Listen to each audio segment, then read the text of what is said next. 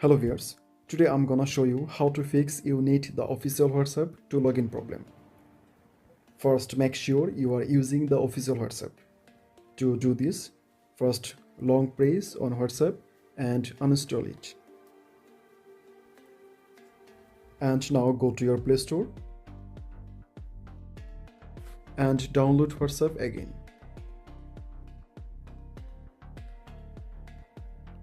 Open your WhatsApp and try to log in again. If you are still facing this problem or you are already using the official WhatsApp, then try the second method. Open your browser and search WhatsApp support. Tap on Contact WhatsApp. Tap on Contact Us. Scroll down and now tap on Contact Account Help. Scroll down and now select your country. Now enter your WhatsApp number. Enter your any active email address. Confirm your email.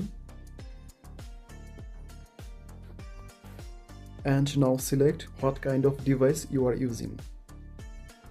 Scroll down. Now enter your message to WhatsApp support about your banned WhatsApp number. You can find this message in pinned comment. Scroll down and now tap on next step. Now tap on send question and submit your request. After submit your request, WhatsApp team will help you to recover your banned WhatsApp number. Thank you.